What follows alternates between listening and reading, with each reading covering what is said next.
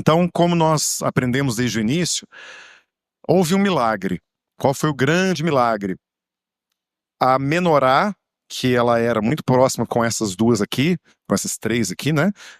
Mais parecida com essa, ela tinha uma ordenança que Deus havia prescrito de que se construísse para que tivesse vários significados. Como eu sempre digo, na Bíblia, no meio judaico, na interpretação correta da palavra, os objetos não têm poder, os objetos têm significado. Então havia vários significados.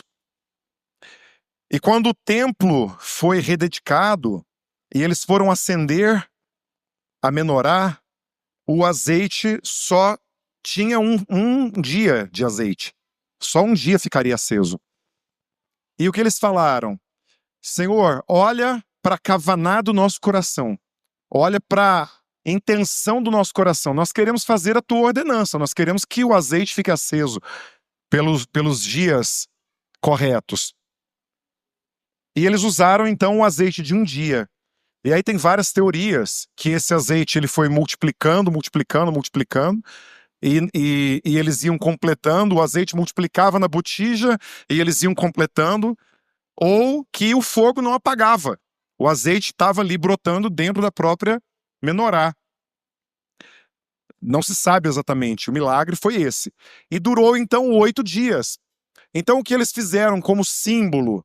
Eles pegaram a Hanukkah, a menorá de 8, são 3 de cada lado e a do meio, que eu vou explicar, 7, perdão, e colocaram uma chama a mais para representar o milagre. Então esse aqui que nós temos, essa aqui ou aquela maior, ela tem um nome diferente da tradição judaica, que é chamada Hanukkah, da festa de Hanukkah, que significa exatamente o milagre que Deus fez, a bênção, o milagre que Deus derramou sobre aquele povo, e nós ouvimos tanto na música quanto na explicação do professor Wesley.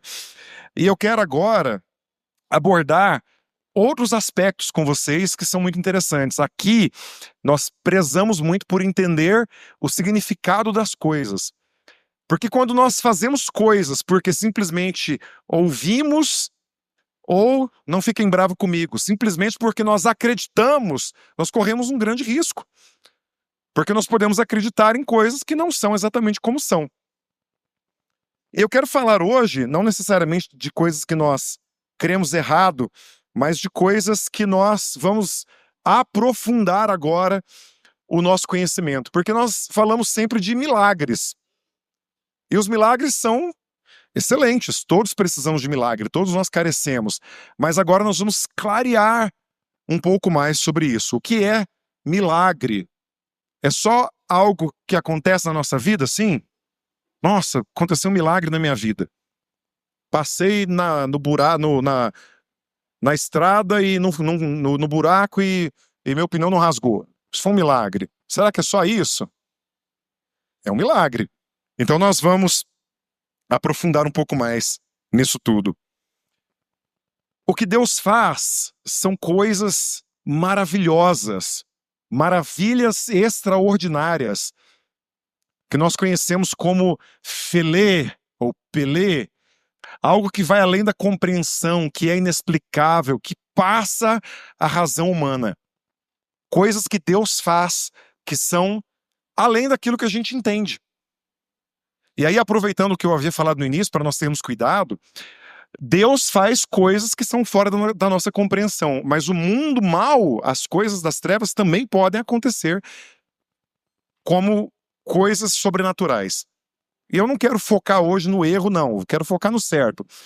Então a primeira coisa importante que a gente precisa entender é que Deus, ele age de forma sobrenatural. Ele é um Deus que age com Felê, fazendo maravilhas, fazendo coisas extraordinárias, fazendo coisas que nós não compreendemos, que são sobrenaturais, acima da nossa compreensão humana. E a partir das maravilhas que ele faz, eu vou desdobrar em algumas outras coisas que o Senhor faz nas nossas vidas. E nós vamos aprimorar nisso agora. A primeira coisa são os sinais. Deus faz sinais. E nós entendemos que sinais são coisas que indicam, que marcam, que selam a nossa vida, que podem ser sobrenaturais, mas normalmente os sinais são como setas indicativas para a nossa vida para que nós permaneçamos no caminho. Por exemplo, pode ser um tempo. E como que um sinal que é algo sobrenatural que Deus faz pode ser um tempo? Quando ele determina na sua palavra, lá na criação, e sela isso até o final das Escrituras com um dia especial sobre as nossas vidas, que se chama Shabat, descanso. Que não tem nada polêmico nisso. Deus fez todas as coisas e falou: farei algo sobrenatural. Além de tudo aquilo que eu já fiz, vou dar para o homem um dia de descanso. E ele chama isso de Ot, um sinal. Uma festa. Nem todas as festas são sinais, mas a festa da Páscoa, ela é um Ot. O que é o Ot? Que é um sinal na festa da Páscoa. É uma festa que marca, direciona a saída do Egito e fala da nossa escravidão e a nossa saída da escravidão. Ela é um sinal sobre a nossa vida. Quando nós celebramos Páscoa, todos os anos celebramos a Páscoa, e eu preciso sempre dizer isso, a Páscoa foi a primeira festa proibida por texto, por cartas das grandes religiões para as igrejas celebrarem. É réu de condenação do sangue do Cordeiro quem celebrar a Páscoa e o sábado com os judeus. E as igrejas obedecem até hoje. Um outro sinal, o arco da aliança. Deus fala: eu farei uma aliança com vocês, de que eu não vou destruir mais a terra com água. E coloca ali um sinal, para que quando nós olhássemos, nós pensássemos e possamos compreender. Deus tem uma aliança comigo. Deus colocou um sinal, um marco em toda a humanidade, em todos os lugares do mundo, para que nós possamos olhar e falar: há um sinal da aliança de Deus para comigo. O sinal é das manifestações maravilhosas de Deus. A próxima manifestação que Deus age sobre a nossa vida são os prodígios, mofet, as maravilhas. São coisas impressionantes, são fatos de relevância na história, são coisas que causam espanto, choque, que causam coisas que nós olhamos e falamos: gente, o que é isso? Não é só falar assim, que profundo. O prodígio, ele é algo espantoso. E aonde que a gente vê os prodígios espantosos? Na saída do Egito, quando Deus ordena as pragas ao faraó. São prodígios, são coisas grandiosas, são coisas aterradoras, são coisas fantásticas, são coisas que não só desafiam a nossa compreensão, mas desafia as lógicas de todas as coisas. Quando Deus leva o profeta numa carruagem de fogo, imagina você assistindo aquela cena. E vindo ali um fogo, uma chama, e um homem subindo, o próprio Yeshua sendo arrebatado. É um prodígio, é algo que é fora, além de tudo aquilo que nós podemos discernir e entender. Nós vamos navegar pelos conceitos, nós vamos navegar pela vida de Yeshua e vamos passar por todas essas características que eu vou falar dentro da festa de Hanukkah. Os prodígios, as maravilhas, são as demonstrações públicas da existência de Deus. Quando ele fala para Faraó: agora vocês vão me conhecer, agora vocês vão saber quem eu sou. E faz todo aquele cenário da saída do Egito com algo prodigioso, com algo maravilhoso, com algo extraordinário. Quando os muros de Jericó caem, algo prodigioso, algo sobrenatural. Eles estavam ali tocando trombetas, cantando, andando, e a muralha toda cai. Imagina isso. Que coisa prodigiosa. Quando o azeite multiplica na vasilha da viúva. Um prodígio, algo completamente fora daquilo que nós pensamos. É além de um milagre. É além de um mero milagre. Mero, vocês vão entender por quê. Agora, o milagre, ele é conhecido como Nes no hebraico. E aqui foi para mim a maior ruptura em relação ao conhecimento que nós temos, que muitas vezes vem do grego. Porque o milagre no hebraico, ele significa uma bandeira. Algo que é erguido e levantado e marca as nossas vidas. Um estandarte, uma bandeira. Algo que se destaca para poder clarear, para poder nortear. O milagre, ele é aquela ação que move dentro de nós de uma forma específica, como uma ressurreição, uma cura. Sim, milagres. Quando nós somos curados, tanto divinamente, quanto pelo medicamento. Sabiam disso? Quando Yeshua encontra aquele homem cego, e ele cospe no barro, e passa o barro nos olhos do homem, o que ele estava falando? Ele estava falando para as pessoas assim: no dia de sábado, vocês precisam fazer remédios para curar seus enfermos. Vocês não podem ser tão religiosos a ponto de não curar os enfermos. O que ele faz ali foi uma representação de remédio. Tem um outro texto que diz que o profeta fala para pegar figos e colocar sobre a ferida de um homem para que ele pudesse ser curado. E quando aquele homem é curado por um medicamento, que seja uma fruta, que seja algo que tenha ali uma propriedade, isso é considerado uma maravilha, feito por Deus, uma cura feita por Deus. Eu considero uma cirurgia um milagre. Quem já tinha pensado nisso? Ah, mas eu precisei para a cirurgia horas. E quem deu a ciência? E quem deu a tecnologia? E quem deu a sabedoria para o médico? Quem deu a precisão para o equipamento? Quem deu a ciência para fazer aquele material, para fazer uma estufa de descontaminação? Quem não considera isso um milagre? Eu fiz uma cirurgia recentemente, para mim foi um milagre. Deus poderia ter curado? Poderia. Mas ele usou de homens, ele usou da ciência.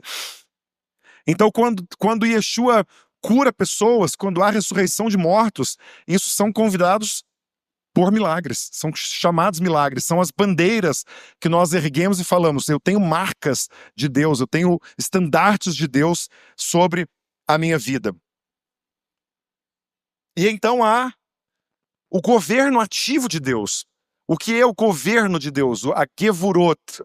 Gevurot é o poder decisivo de Deus de resolver as situações que estão postas. Alterar rumos históricos, rumos políticos, que pode ser por meios naturais ou pode ser simplesmente pelo seu poder. É uma força divina em ação de uma forma poderosa. Onde nós vemos isso? Na história de Hanukkah, vamos falar agora. Na história que a Cecília falou do rei Senaqueribe.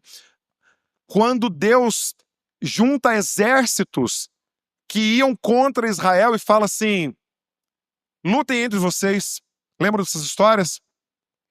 E aí os inimigos viram as espadas contra eles próprios e se destroem.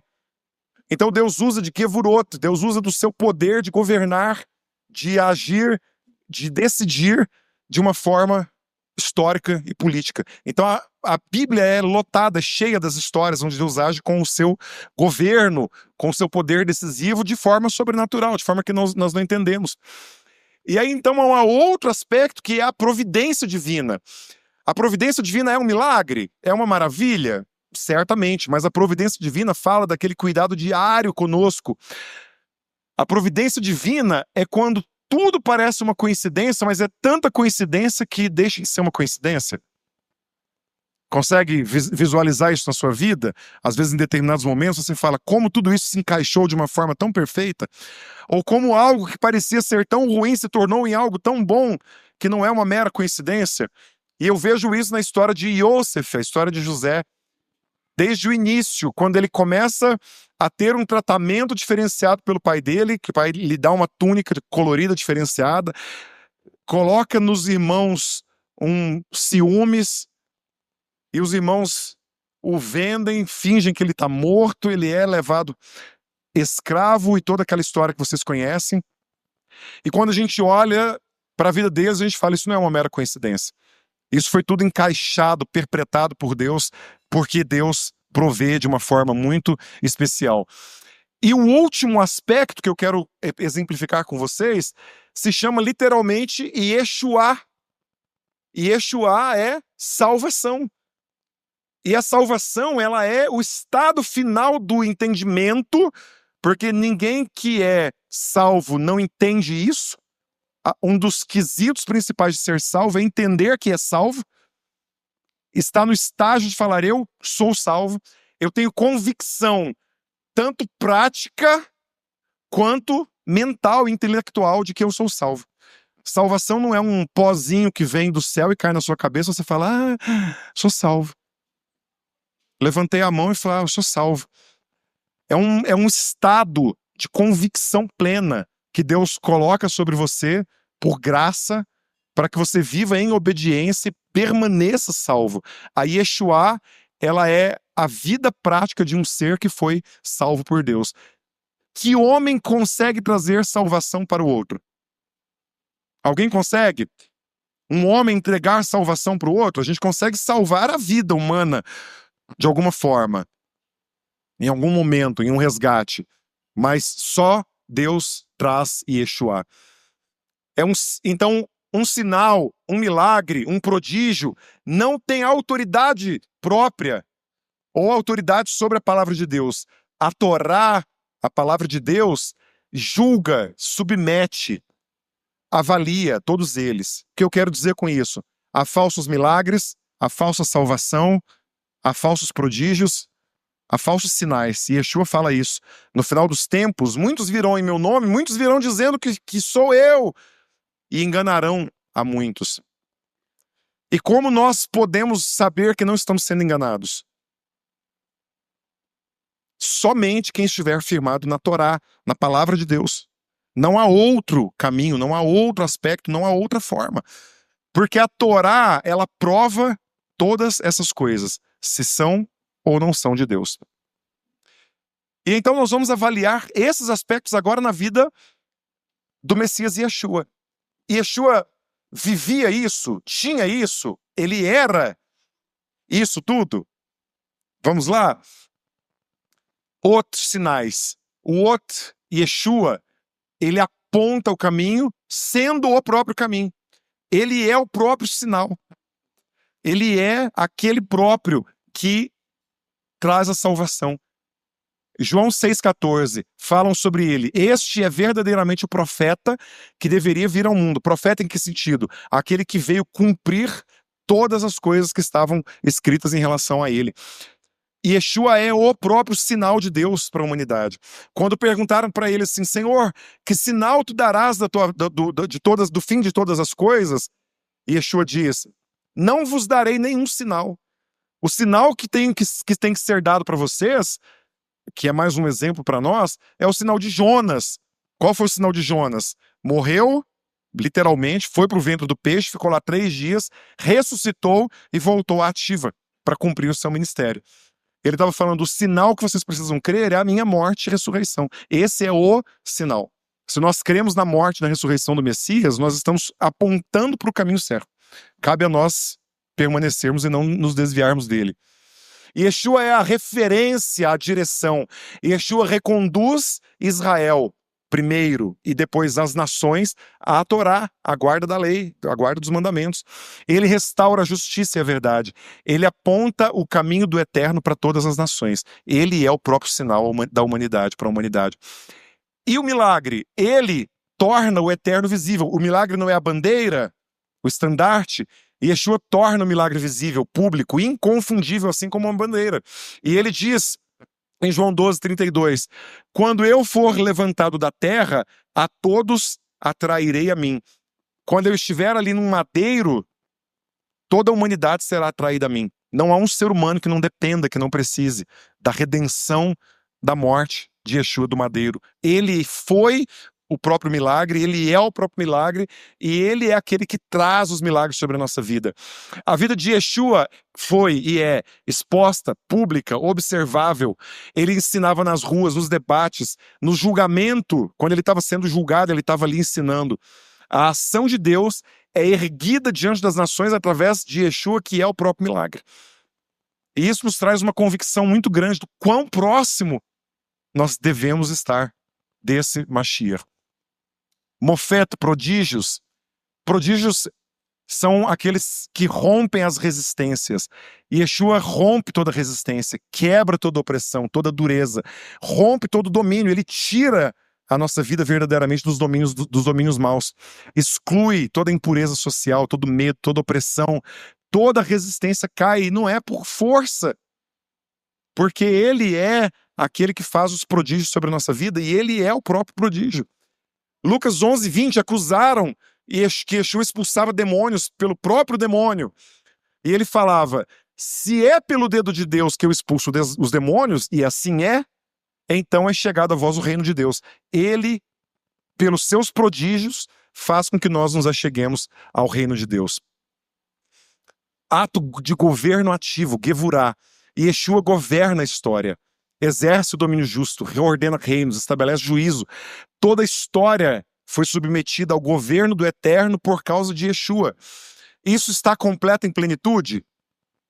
Não, por quê? Porque começa de forma individual. Eu preciso querer que ele governe a minha vida de forma ativa.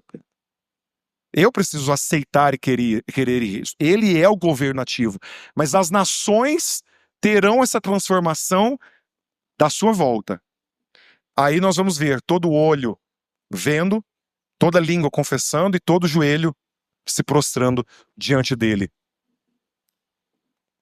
A providência divina, Yeshua é a própria providência divina. Ele conduz o cotidiano com cuidado diário. Ele diz, até os cabelos da nossa cabeça são contados. Quantos cabelos nós temos?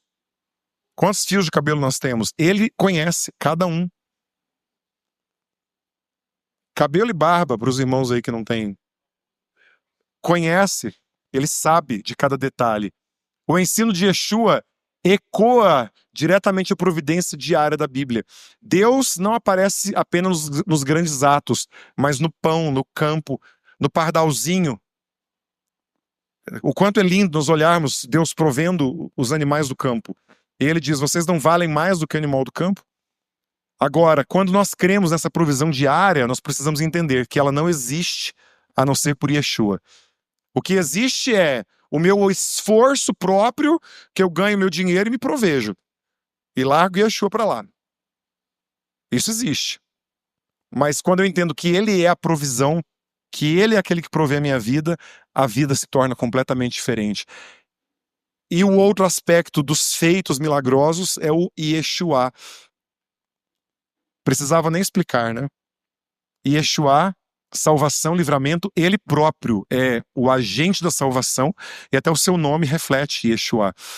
João 5:24, e o próprio Yeshua diz, eu asseguro, eu garanto, quem ouve a minha palavra e crê naquele que me enviou, tem a vida eterna e não será condenado, mas já passou da morte para a vida. Que dia que nós passamos da morte para a vida? No dia em que nós ouvimos a palavra e cremos. E o que é crer na tradição judaica? Acreditar? Acreditar e obedecer. Se nós não obedecemos a palavra de Deus, esse texto fica inválido para nós. Porque nós precisamos acreditar e obedecer. E aí então nós já estamos na eternidade. Já não há mais o poder da morte sobre o nosso corpo, mas estamos na vida eterna. E agora então vamos brevemente sobre a história de Hanukkah, passar por esses milagres. Porque a história de Hanukkah, ela amplia tudo isso nas nossas vidas. Por que celebramos? Porque lá no final da história de Hanukkah fala que os hebreus celebrariam aquela data até a eternidade, e aqueles que estão conectados a Israel também devem celebrar. Na história de Hanukkah, não é apenas o óleo que multiplica, é o processo inteiro que é uma maravilha. Tudo que acontece ali é uma maravilha, nós ouvimos. É uma revolta que não colapsou, que não encerrou com a derrota. A purificação que permaneceu naquele tempo. A luz que continua até haver um óleo novo. Então Deus permitiu que aquele serviço religioso continuasse. A autonomia espiritual que não foi dissolvida, porque eles firmaram e falaram, eu não vou ceder. Nós temos feito isso? Nós temos buscado Niflaá, nós temos buscado a maravilha de Deus sobre a nossa vida a ponto de falar, eu não vou desistir, eu não vou retroceder, eu não vou sair fora, eu não vou abrir mão do sustento que Deus tem contra toda previsão histórica. Tá tudo bem na política? O que vocês acham? Tá tudo bem no mundo? Nos governos, nos recursos financeiros? Não, não tá bem. mas nós cremos nas maravilhas do Senhor, assim como em Hanukkah. Então, os sinais na história de Hanukkah, a rededicação do templo aponta novamente o caminho correto: fidelidade ao Torá, rejeição à helenização, ao sincretismo religioso, restauração do serviço ao Eterno.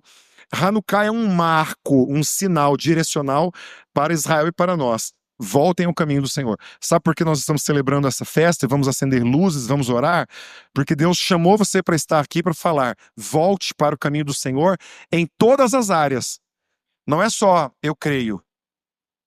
É em todas as áreas, em todos os aspectos, em todas as situações da sua vida. Esse é o chamado de Deus para a sua vida. Não significa se tornar um religioso, mas um servo de Deus de verdade. Então esse é o propósito de Hanukkah, o sinal de Hanukkah. Na história de Hanukkah, o óleo do templo, que era suficiente para um dia, ardeu, acendeu a lâmpada por 8. Não apenas sustenta, mas torna visível que o Eterno está presente, que a purificação que eles fizeram foi aceita. Quando você fala assim: Senhor, eu quero purificar a minha vida, Ele vai colocar milagres que vão testificar a aceitação da sua purificação, Ele vai prover a sua vida de milagres. A dedicação deles não foi em vão. Foi erguida uma luz na menorá como um estandarte visível. A sua vida passa a ser um estandarte onde as pessoas olham e falam: essa pessoa é um milagre. Eu vejo os milagres de Deus na sua vida. Não com um fato, como eventualmente a gente faz aqui, pega o microfone e conta um milagre, mas como um conjunto da sua vida inteira sendo um milagre. Isso é Hanukkah. Os prodígios. Na história de Hanukkah, um pequeno grupo de sacerdotes e camponeses derrotou o exército seleucida, como o Wesley falou aqui, quebrando decretos, que eles quebravam os decretos do Shabat, faziam com que o Shabat fosse profanado, que eles não circuncidassem, que eles não lessem a Torá. E isso tudo foi um prodígio onde a profanação foi desfeita, aonde o limite militar foi rompido. Vocês viram o que aconteceu agora na Austrália? Quem viu? Eles estavam na praia celebrando Hanukkah. E 2 homens foram lá e mataram 12 pessoas. 12 pessoas. Rabino-chefe daquela sinagoga. Crianças. Atiraram neles. Da mesma forma. Da mesma forma. O ódio contra o povo de Deus permanece igual até hoje. O mesmo. O mesmo. Mas nós estamos aqui celebrando Hanukkah falando: nós cremos a Deus nos teus prodígios. Nós cremos que ainda que sejamos perseguidos, humilhados, e nós vamos seguir na presença do Senhor. Nós não vamos desanimar. Governo. Na história de Hanukkah, o Eterno reverte o domínio seleucida, preservando Jerusalém, impedindo o apagamento da identidade judaica, reinserindo Israel na história com um povo distinto, separado. Não é só vitória, foi um reordenamento histórico. A gente canta Adonai Tsevaot, Senhor dos Exércitos. Gevurah é a ação do Senhor dos Exércitos. Aquele que guerreia em nosso favor, aquele que traz o domínio correto sobre as nossas vidas, que não permite que as coisas ruins dos governos e das atuações mas atuem contra a nossa vida. A providência. Hanukkah, uma vela a mais por noite. Então toda noite, as pessoas que se preocuparam, que fizeram suas Hanukkias, toda noite vai estar acendendo uma lâmpada nova, profetizando os milagres, a provisão de Deus, o cuidado de Deus com a sua vida, clamando a Deus por seus milagres, tendo a Hanukkia ou não tendo a Hanukkia. Esforce-se nesses 8 dias, buscando a Deus com intensidade. Famílias, casas, luzes pequenas, porém constantes. Às vezes a gente olha para a nossa vida e fala assim: eu sou tão pequenininho, minha família é tão pequenininha. Síndrome do... Como é que é o nome dele? Síndrome de Gideão. Eu sou tão pequenininho, eu sou tão frágil. Não, Deus quer te fazer de uma luzinha piscante, igual aquelas ali no fundo, fraquinhas, como uma grande luz que brilha e traz a luz do Senhor, hoje, nesse dia. E Yeshua em salvação em Hanukkah. A salvação não está no passado. Ela entra na rotina diária.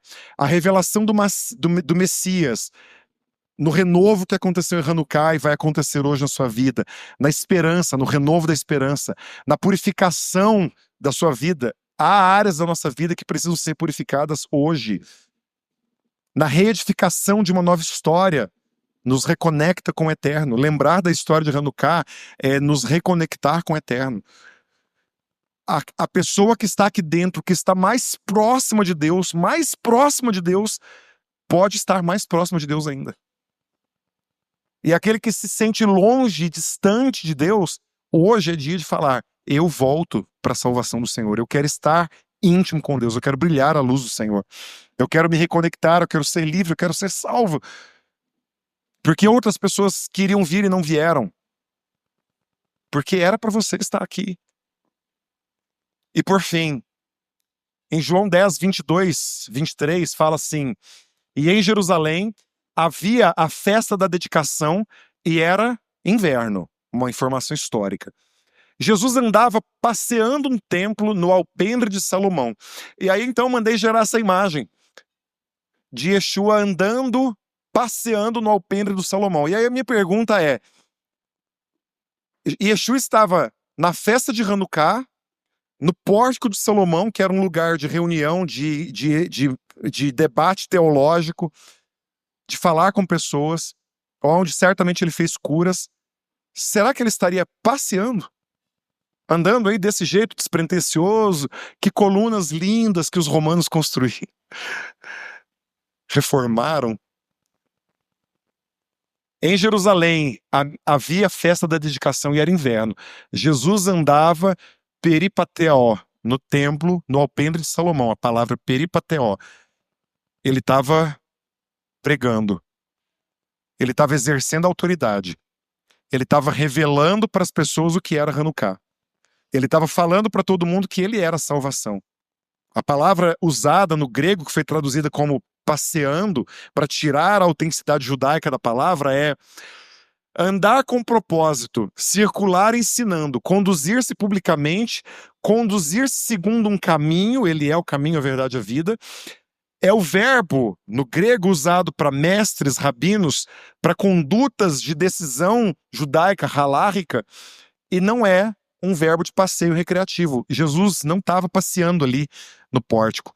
Ele estava falando para as pessoas o que é viver Hanukkah. O verbo hebraico similar, que é hithaler, significa andar diante de Deus, conduzir-se fielmente, exercer liderança espiritual, assim como Noé, hithaler, andava com Deus. Noé não era só um homem que andava e falava: ó Deus, obrigado porque eu existo.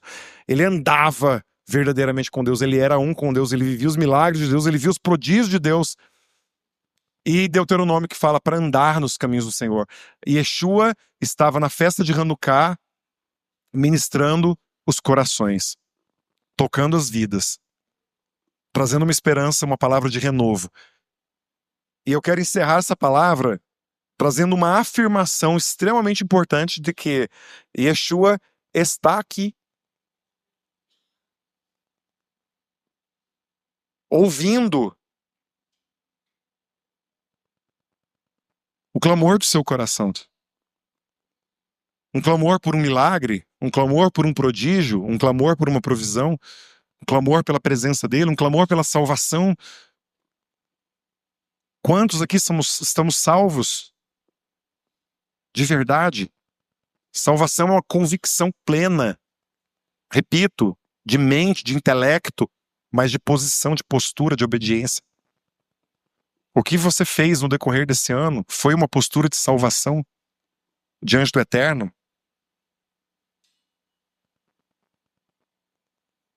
Não seguimos a Deus por causa de milagres. Seguimos os milagres por causa de Deus. Não seguimos a Deus porque vimos os sinais, mas nós reconhecemos os sinais porque vemos a Deus, porque seguimos a Deus. Nós não vamos atrás de Deus por causa da provisão. A provisão nos alcança porque seguimos a Deus. E tudo mais quando nós andamos com Deus. E eu quero orar por nós nessa noite, para que o Senhor possa conduzir a nossa vida. Eu queria pedir para que nós pudéssemos nos colocar de pé. Em pé no sentido de posição diante de Deus. De estarmos diante do Senhor, sabendo diante de quem nós estamos. Te agradeço, Senhor, em nome do Teu Filho, Yeshua HaMashiach, porque o Senhor é aquele que nos conduz em vitória, porque o Senhor é aquele que trouxe sobre nós agora palavra de posicionamento diante do Senhor. De nos erguer diante de um posicionamento não só de intelecto, mas de vida, de atitudes, de prática, para que nós possamos não ficar correndo atrás de coisas e esperando os milagres, esperando os sinais, os prodígios, a Tua provisão, porque tudo isso nos alcançará andando com o Senhor. Eu oro, Deus, agora para que o Senhor possa realizar os desejos do coração daqueles que estão buscando o Senhor e alinhar o coração de todos aqueles que se distanciaram de Ti. Hanukkah é um tempo de rededicação, de restauração, de fortalecimento, de busca individual, de anseio pela santidade, de anseio pela salvação. Senhor, visita agora, Pai, as crianças, os adolescentes, Senhor, os adultos, idosos, visita, Senhor, as nossas vidas. Cada um precisa de um convencimento de uma forma distinta, e o Senhor é aquele que fala todas as línguas, discerne todos os sentimentos.